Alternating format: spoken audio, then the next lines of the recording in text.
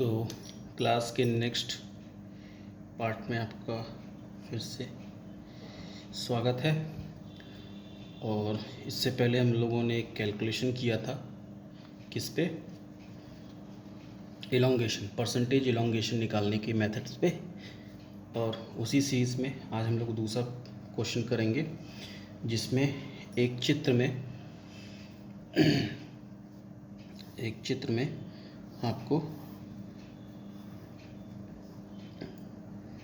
बहुत सारे फोर्सेस लगे हुए दिख रहे होंगे। ये क्वेश्चन है और इस क्वेश्चन में हम लोग बता रहे हैं कि यहाँ पे 500 या 50 किलो न्यूटन कर लें, 50 किलो न्यूटन का फोर्स लग रहा है और इधर 200 किलो न्यूटन का फोर्स लग रहा है। क्योंकि इससे पहले हम लोग जो भी क्वेश्चन किए थे उसमें दोनों साइड फोर्स सेम लग रहे थे तो वो इजी हो गया था कैलकुलेशन करना। बट यहाँ पे क्या है, यहाँ पे अलग अलग फोर्सेस लग रहे हैं और इन अलग अलग फोर्सेस लगने के कारण कुछ इंटरमीडिएट फोर्स भी यहाँ पे लग रहे होंगे जो कि क्वेश्चन में दिया हुआ था 500 किलो न्यूटन और इधर 350 किलो न्यूटन का फोर्स दिया हुआ है। डिस्टेंस आपको दी हुई है यहाँ से यहाँ तक 1000 मीटर,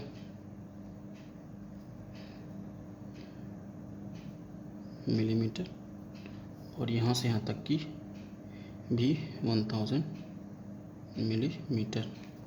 ये डिस्टेंस भी आपको 1600 मिलीमीटर दी हुई है।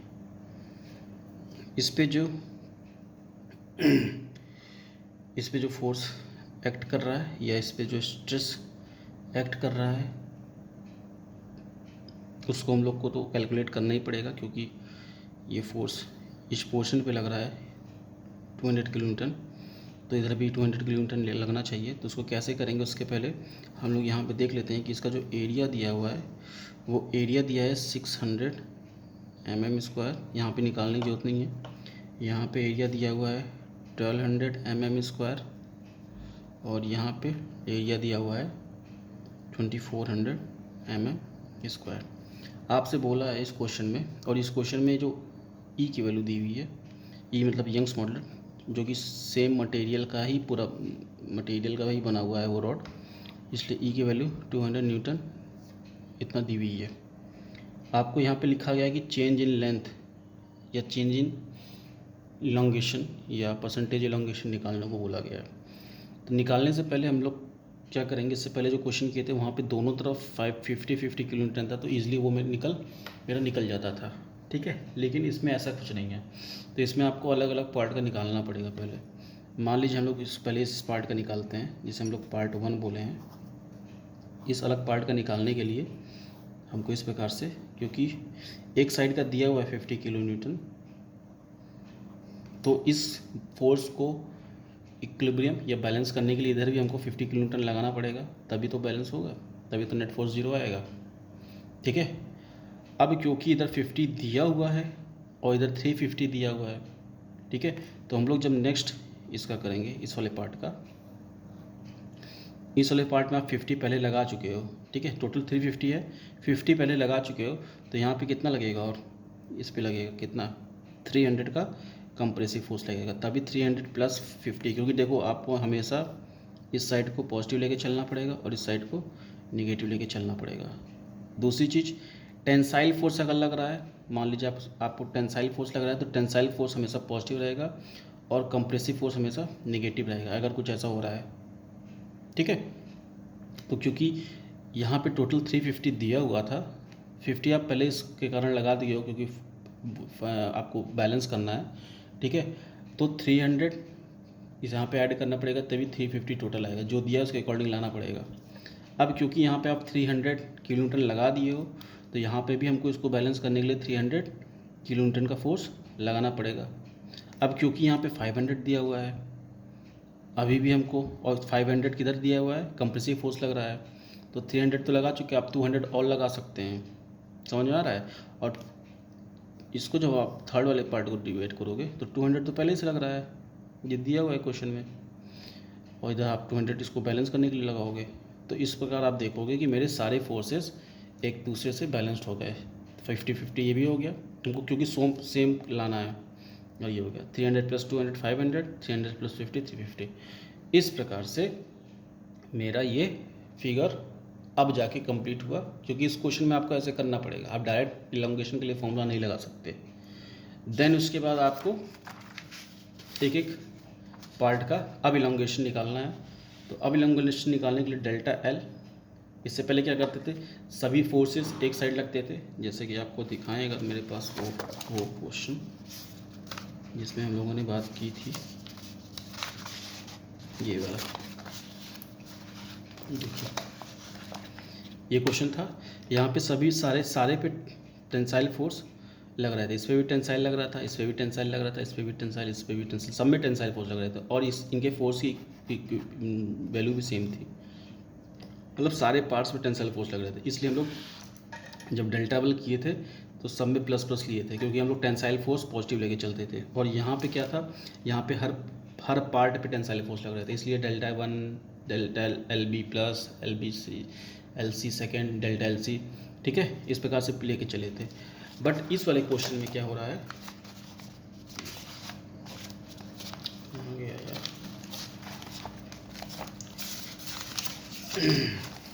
इस वाले क्वेश्चन में क्या हो रहा है, यहाँ पे अलग अलग फोर्स लग रहा है, यहाँ पे टेंसाइल फोर्स लग रहा है, यहाँ पे कंप्रेसिव फोर्स लग रहा है, और यहाँ पे टेंसाइल फोर्स लग रहा है। तो यहाँ पे जो डेल्टा की इक्वेशन बनेगी, इसको अगर हम लोग पार्ट 1 कहते हैं और इसको पार्ट 2 कहते हैं, इसको पार्ट 3 कहते हैं, तो हो जाएगा डेल्टा L1 क्योंकि कॉम्प्रेसिव है इसलिए positive, minus delta L2 minus delta, अब माइनस नहीं प्लस डेल्टा L3, ये होएगी इसकी कंप्रेसिबल इक्वेशन इलोंगेशन की।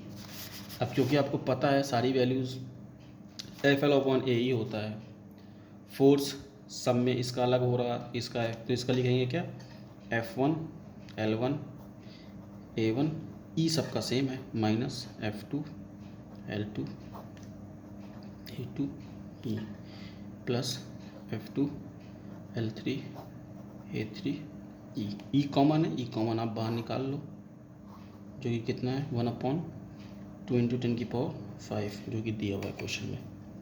अब वैल्यू आप पुट करो, एक एक वैल्यू पुट कीजिए और सॉल्व कीजिए इसको। कितना है फोर्स, पहले 50 है, पहले वाले पे 50 लग रहा है, 50 इंटू लेंथ कितना दिया हुआ है 100,000 दिया हुआ है, ठीक है, 50 इंटू 100 अपॉन A1, एरिया कितना दिया हुआ है 600, ठीक है, एरिया 600 दिया, E की वैल्यू आप निकाल लियो बाहर। नेक्स्ट अब क्या कर रहे हो, इस पर भी वैल्यू पुट करोगे, इसका कितना दिया हुआ है F2 की value 300 kilo Newton, into length दिया हुआ है 1000 ही दिया हुआ है, माइनस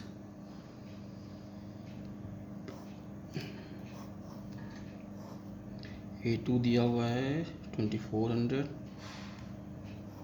ठीक है। अब इसमें देख लीजिएगा, यूनिट अगर बदलने को बोल रहा होगा तो यूनिट बदल के ही करिएगा, समझ में आ रहा है।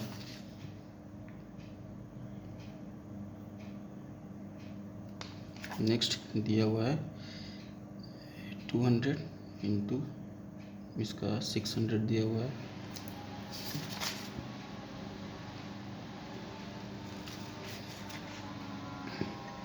ये 50 किलो न्यूटन है, ठीक है, तो 1000 का मल्टीप्लिकेशन और कर लेते हैं, तो ये 1000 का स्क्वायर हो जाएगा, और यहाँ पे भी 1000 का स्क्वायर हो जाएगा, और यहाँ पे 600 इंटू 1000 आ जाएगा, क्योंकि किलो न्यूटन को है तो हम लोग न्यूटन में बदल के चेंज करके चलेंगे, 600 ये,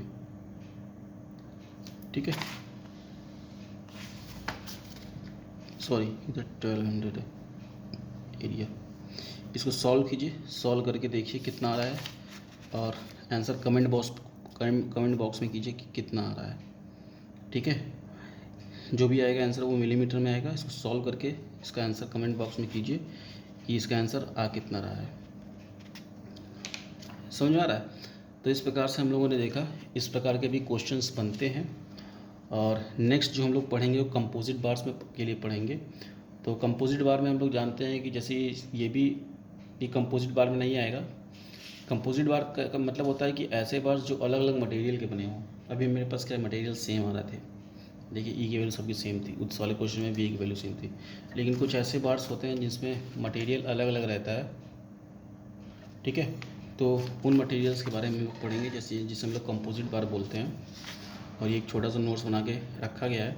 जब दो या दो से अधिक पदार्थों की बनी, ठीक है, जो कंपोजिट बार्स होते हैं वह दो या दो से अधिक पदार्थों की बनी होती है तथा दोनों सिरों पर आपस में दृढ़ता से जुड़ी होती है ताकि उन पर तनाव या संपीड़न बल लगने से लंबाई में वृद्धि या कमी एक समान हो। मतलब दोनों फोर्सेस होते हैं, ठीक है, मान लीजिए कि एक मटेरियल ये है, एक मटेरियल ये है, ये दोनों अलग अलग मटेरियल हैं, एक साथ दृढ़ता के साथ जुड़ी होगी। अगर इसमें कोई टेंसाइल फोर्स लगाएंगे, ठीक है, इस पर कोई टेंसाइल फोर्स लगाएंगे या कंप्रेसिव फोर्स लगाएंगे तो एक समान आपकी उसकी लंबाई में वृद्धि या कमी होगी। इस प्रकार की छड़ों को हम लोग संयुक्त छड़ या कंपोजिट बार बोलते हैं। अब इसके दो प्रतिबंध होते हैं, ये प्रतिबंध याद करने, क्योंकि एक समान अगर लंबाई में वृद्धि होगी तो डेल्टा एल मतलब change in percentage change in length जो होगी वो समान होगी। प्लस अगर कंपोजिट है तो अलग अलग फोर्स लग रहे होंगे तो जो उनके जो बीजगणितीय होगा फोर्स का वो समान होगा। तो ये दोनों इसके कंडीशंस हैं, कभी कभी कंडीशंस पूछ ली जाती हैं, ठीक है। इस प्रकार से आपको दो फोर्स मिलेंगी। यहाँ पे देखिए एक बार ये लिया गया है और दूसरा बार ये लिया गया है, ठीक है। अब यहाँ पे आपको एक छड़ दिखाई गई है जिसमें ये जो शेडेड वाला पार्ट है इसको अलग मटेरियल हम लोग माने हैं और ये हॉरिजॉन्टल लाइन वाला ये अलग मटेरियल है। सेम इसी प्रकार से मटेरियल ये मटेरियल, इसका एरिया A1, इसका मटेरियल का यंग्स मॉडुलस E1। यहाँ पे फोर्स, यहाँ पे टेंसाइल फोर्स इस प्रकार लग रही हुई है, ठीक है। अब हम लोग मान लेते हैं कि ये वाला जो एरिया है ये कॉपर का बना हुआ है और ये वाला जो एरिया बना है ये आयरन का बना हुआ है, तो वो आयरन कॉपर से हम लोग डिस्टिंग्विश करके चलेंगे। सेम इसी प्रकार से एक फोर्स यहाँ पे भी है। यहाँ पे देखिए इस प्रकार से दो कॉलम्स हैं, ये एक रॉड है जिसको हम लोग दर्शाए हैं, ये दूसरी रॉड है, दोनों की अलग अलग मटेरियल, एक को कॉपर ले लेते हैं या एक को आयरन ले लेते हैं, इसको आयरन ले लेते हैं, इसको कॉपर लेते हैं, इसकी लेंथ L1 L2 और इसको एक पट्टी के थ्रू इस प्रकार से संयुक्त करके जोड़ा गया है। और इसमें अलग अलग फोर्स, इसमें अगर आप टोटल फोर्स F लगाएंगे तो अलग अलग इन लोगों को जो बीजगणितीय फोर्स होगा वो अलग अलग निकल के आएगा। अब आपको यही फोर्स की वैल्यू निकालनी है कि अगर टोटल फोर्स F लग रहा है तो F1 में कितना फोर्स आएगा या F1 कितना फोर्स एक्सर्ट करेगा या F2 कितना, मतलब आप टोटल फोर्स लगा रहे हो लेकिन इंडिविजुअल फोर्स निकालने के लिए आ जाता है इस फिगर में। तो ऐसे क्वेश्चंस कंपटीशन के लिए बहुत इंपॉर्टेंट बन जाते हैं क्योंकि वहाँ पे वो डायरेक्ट क्वेश्चन पूछता है इस प्रकार से। तो हम लोग क्या किए, संयुक्त भार, क्योंकि हमको पता है कि मेरे पास दो प्रतिबंध है डेल्टा F, ठीक है, जो डेल्टा F है, जो F की वैल्यू है F iron plus F copper की अलग अलग है क्योंकि एक को हम आयरन लिए एक को कॉपर लिए हुए हैं, ठीक है। इसकी अगर चेंज इन लेंथ निकालेंगे तो क्या आएगा, FL/AE आता है, F iron into L area of that iron rod into Young's modulus of that iron. इस प्रकार से ये डेल्टा L आयरन के लिए निकल गया, इसी प्रकार से कॉपर के लिए निकलेगा। और क्योंकि आपको दूसरा भी प्रतिबंध पता है कि दोनों की जो चेंज इन लेंथ आएगी इस प्रकार से वो इक्वल आएंगी, ठीक है, इस पे जो चेंज इन लेंथ आएगी वो इक्वल आएगी, तो हम लोग डेल्टा L दोनों के आयरन के और कॉपर को इक्वल कर देंगे। इक्वल करने के बाद जो भी वैल्यू निकल के आएगी वो इस प्रकार से निकल के आएगी कि जो F आयरन लग रहा होगा, मतलब जितना फोर्स आयरन की रॉड बियर कर रही होगी वो निकल के आया, ये F copper into area of iron into Young's modulus of iron, this equation ये निकल के आ गई, ठीक है। इसी को आगे सॉल्व करेंगे नेक्स्ट, क्योंकि हमको पता है कि दोनों जो एक्सर्ट फोर्स लगते हैं वो दोनों का कॉम्बिनेशन होता है और बताया भी गया था कि अगर टोटल फोर्स F लगेगा तो हमको क्या निकालना है, इंडिविजुअल फोर्स F1 F2 निकालना है। तो उसके लिए हम लोग इस फॉर्मूले को लिखे और इसमें जो F आयरन की वैल्यू हम लोग अभी निकाले हुए हैं इस फिगर में, ये F आयरन की वैल्यू, इस F आयरन की वैल्यू उठा के इस पुट कर दिए। इस प्रकार से ये पुट करने पे ये आया, दोनों तरफ F कॉपर कॉमन है, कॉपर को बाहर निकाल लिए, फोर्स ऑफ कॉपर सॉल्व किए। सॉल्व करने के बाद ये मेरा F कॉपर मतलब F2 की वैल्यू निकल के आ गई कि F2 फोर्स कितना एक्सर्ट करेगा when total force F is exerted on a composite bar. Same इसी प्रकार से F1 फोर्स के लिए भी निकल के आ जाएगी। अगर आप निकाल लिए दूसरा तो ये F1 के लिए निकल के आ जाएगी। F1 के लिए निकालने के लिए क्या करना पड़ेगा, F कॉपर की वैल्यू उसमें पुट करनी पड़ेगी, ठीक है। क्योंकि आप अब अलग अलग इंडिविजुअल फोर्स निकाल लिए, टोटल फोर्स F दिया हुआ था जिसके कारण आपने इंडिविजुअल फोर्स निकाल लिया और यही इंडिविजुअल फोर्स की वैल्यू निकालने के लिए बोलता है कभी कभी क्वेश्चन में, ठीक है। तो आपको पता है कि force is equals to stress into area होता है, ये तो पता ही होगा। और इसको हम लोग लिख सकते हैं F1 is equal to sigma into N, F1 F2। Composite bar के लिए है होगा तो F is equals to F1 plus F2, आपको बताया गया है F is equals to F1 plus F2। ये चीज़ बस ध्यान रखिए, अगर कंपोजिट बार है F is equals to F1 plus F2 और delta L1 is equals to delta L2। अगर ये याद है तो आप पूरा न्यूमेरिकल लगा सकते हो। तो क्योंकि F is equals to F1 plus F2 है, आप इसको वैल्यू पुट किए तो ये निकल के आया सिग्मा ए इंटू ये कॉपर का आयरन का निकल के आया, ये आयरन पोर्शन, ये कॉपर पोर्शन, ठीक है। उसके बाद आपको पता है कि चेंज इन लेंथ भी दोनों का सेम होता है। वैल्यू पुट किए, क्योंकि आप वैल्यू निकाले हुए डेल्टा एल आयरन के लिए और डेल्टा एल कॉपर के लिए निकाले, तो इस प्रकार से ये एक रेशियो निकल के आ गया क्या, कि stress generated in iron rod upon the ratio of stress generated in iron rod to its Young's modulus is equals to ratio of stress generated in copper rod to Young's modulus of that copper material।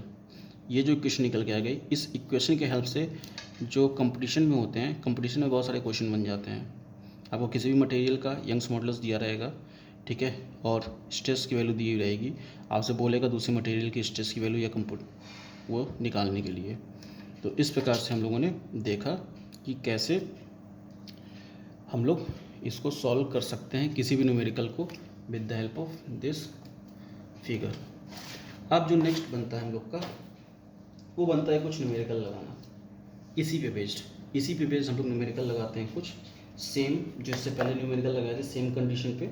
तो आइए देखते हैं numerical, क्योंकि numerical जब तक आप साथ साथ थ्योरी के साथ नहीं पढ़ोगे, आपको फिर पढ़ने का मज़ा नहीं आएगा, ठीक है। तो हम लोग एक न्यूमेरिकल लेते हैं जिसमें बोला गया है कि मेरे पास एक वर्टिकल स्ट्रेस रॉड है और उसकी वैल्यू निकालने के लिए बोला गया है, ठीक है। तो ये देखते हैं, मेरे पास एक रॉड है जो कि कुछ इस प्रकार से एक्सर्ट प्रेशर लगा रही है।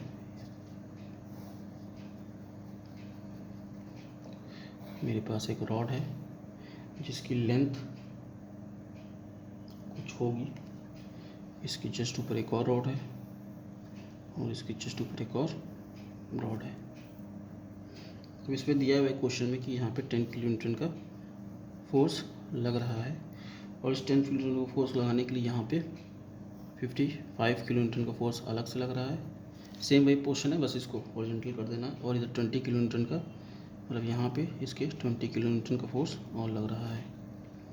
अब इस क्वेश्चन को आपको सॉल्व करने के लिए बोला है क्या, कि इस कुल लंबाई में कमी ज्ञात कीजिए, मतलब कुल लंबाई में कितनी कमी आ रही है वो ज्ञात करने के लिए बोला हुआ है। तो हम लोग पहले क्या करेंगे, अलग अलग फोर्स का निकालेंगे, अलग अलग रॉड का। तो पहले हम लोग इस रॉड का, पहले अगर इसको 1 कह देते हैं, इसको 2 कह देते हैं, इसको 3 रॉड कर देते हैं। तो अलग अलग रॉड का हम लोग निकालते हैं, पहले इसी के बगल में बना लेते हैं, इससे क्या रहेगा, ईजी रहेगा मेरे लिए निकालना, ठीक है। अब क्योंकि यहाँ पे बोला है 10 किलो न्यूटन का लग रहा है फोर्स, तो इसको बैलेंस करने के लिए हमको 10 किलो न्यूटन का फोर्स और एक्सर्ट करना पड़ेगा। ये देखिए 10 किलो न्यूटन का फोर्स एक्सर्ट कर दिए। अब क्योंकि ये 20 पे दिखा रहा है कंप्रेस और हम लगा रहे हैं इधर टेंसाइल फोर्स, इधर कंप्रेसिव फोर्स लग रहा है 20 किलो न्यूटन का, देखिए इधर 20 किलो न्यूटन का कंप्रेसिव फोर्स लग रहा है इस पार्ट 2 पे, लेकिन हम इधर लगा रहे हैं टेंसाइल फोर्स। तो इसको करने के लिए क्या करेंगे, मतलब इधर से 20 लग रहा है और इधर से 10 लग रहा है और हमको लाना क्या है, तो हमको 20 कुछ लाना है। तो हम लोग क्या करेंगे, यहाँ पे हम लोग करेंगे 30। ये देखिए 30 का अगर हम लोग कंप्रेसिव फोर्स लगा देंगे तो 30 माइनस 10 अलग अलग, 30 माइनस 10 आया कितना, 20 का कंप्रेसिव फोर्स लग रहा है। क्योंकि कंप्रेसिव फोर्स ज़्यादा क्वांटिटी का है 30 किलो न्यूटन का, इसलिए डायरेक्शन चेंज होने पे जो ज़्यादा क्वांटिटी की आती है उसकी वैल्यू यहाँ पे पुट कर देंगे। तो 30 यहाँ पे लग गया, तो सेम 30 यहाँ पे भी लगेगा, ठीक है, कंप्रेसिव फोर्स। अब यहाँ पे लग रहा था 5 किलो न्यूटन का, मैंने लगा दिया कितने का, 30 किलो न्यूटन का। तो इसको घटाना पड़ेगा ना, क्योंकि हमको 5 लाना है। तो हम लोग क्या करेंगे, इसी में से कंप्रेसिव का उल्टा 25 किलो न्यूटन का कंप्रेसिव फोर्स लगा देंगे। तो 30 माइनस 25 कंप्रेसिव फोर्स लगेगा, ये 25 होगा, तो यहाँ पे भी कंप्रेसिव फोर्स 25 का ही लगेगा। ये समझ में आया होगा आपको। ये अगर समझ में आ गया इतना तो फिर इजी है न्यूमेरिकल सॉल्व करना, फिर आपको कोई न्यूमेरिकल नहीं बदल सकता अगर ये करना आ गया आपको। यहाँ पे देखिए इसको अगर हम लोग सॉल्व करेंगे तो 30 ये 10, 30 माइनस 10 20, वैल्यू किसकी ज़्यादा है, कंप्रेसिव फोर्स की, 20 कंप्रेसिव। यहाँ पे देखिए इसको देखिए 30 टेंसाइल 30 कंप्रेसिव और ये भी कंप्रेसिव, दोनों तरफ अलग अलग फोर्स। ठीक है, वैल्यू सॉल्व किए, हमको 5 लाना है तो 5 इधर भी लाना है, 20 इधर भी लाना है। तो कुल मिला के हमको जो क्वेश्चन में दिया रहता है उसी को एडजस्ट करके लाना है किस तरह, लेकिन ऐसा करना है कि मेरे सारे फोर्स क्या हो जाएं, बैलेंस हो रहे हैं, और बैलेंस करने का तरीका यही है। अब अगर इसकी बात करते हैं तो इनके कुछ अलग अलग व्यास दिए होंगे, जैसे इसका जो व्यास दिया हुआ है इस रॉड का, फाई की वैल्यू दिया हुआ है 75 मिलीमीटर दिया हुआ है। इसकी 75 मिलीमीटर दिया हुआ है, इसकी फाई की वैल्यू दिया हुआ है 100 मिलीमीटर, इसकी फाई की वैल्यू, फाई मतलब डायमीटर, इसकी फाई की वैल्यू दिया हुआ है 120 मिलीमीटर। लेंथ नहीं दिए हुए हैं, ठीक है, सिर्फ डायमीटर्स दिए हुए हैं, लेंथ नहीं दिए हुए हैं। तो लेंथ कैसे निकलेगा वो हम लोग बात करेंगे। अच्छा, लेंथ भी शायद दिया हुआ है, हाँ लेंथ भी दिया हुआ है क्वेश्चन में। तो लेंथ कैसे दिए हुए हैं 100 150 200, इसके लेंथ भी दिए हुए हैं रॉड के, ये 100 के हैं, ये 150 के हैं। अब हम आपको क्वेश्चन लिखवा नहीं रहे हैं क्योंकि क्वेश्चन कुछ इसी प्रकार से क्वेश्चन देख के या क्योंकि क्वेश्चन लिखवाएंगे फिर वीडियो बड़ा हो जाएगा। ठीक है, लेंथ दिए हुए हैं मिलीमीटर में ये सब। ठीक है, तो आपको लेंथ भी दिया हुआ है और डायमीटर भी दिया हुआ है। आपको निकालना क्या है, फोर्स जनरेटेड। ठीक है, आपको स्ट्रेस निकालना है। तो ए बी, अगर ये पार्ट 1 के लिए निकालते हैं, पार्ट 1 इसको लिए थे, सॉरी इसको पार्ट 1 लिए थे ना, तो पार्ट 1 के लिए पहले निकाल लो स्ट्रेस की वैल्यू। तो सिग्मा 1 इजिकल्स टू आ जाएगा क्या हो जाएगा, सिग्मा 1 25 किलो न्यूटन का लग रहा है ना। सिग्मा एफ क्या होता है, F1 अपॉन A1 होता है, 25 किलो न्यूटन है मतलब 25,000 इंटू π/4 डी स्क्वायर। डी कितना है, डायमीटर 120 का स्क्वायर, 120 कि 150 जो भी देख लीजिएगा। ठीक है, नेक्स्ट मेरा जो है हम लोग पार्ट 2 के लिए निकालेंगे। पार्ट 2 के लिए जब निकालेंगे तो पार्ट 2 मेरा ये था, सिग्मा 2 निकालेंगे, आएगा F2 upon A2। F2 30 kilo Newton का है, 30 into 1000 upon area π/4 D square. D कितना है 100, तो 100 का स्क्वायर। सेम पार्ट 3 का निकालना, क्योंकि हमको परसेंटेज इलोंगेशन भी निकालना है, परसेंटेज इलोंगेशन ही निकालना है, चेंज इन लेंथ या परसेंटेज इलोंगेशन जो भी बोले।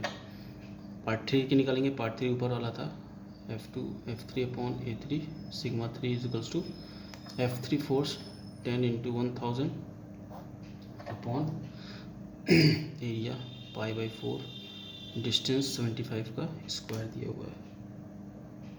इसको अगर हम सॉल्व करेंगे तो इसका आएगा, आप लोग सॉल्व कीजिएगा और देखिएगा आया कि नहीं, 2.26 इंटू न्यूटन पर मिलीमीटर स्क्वायर।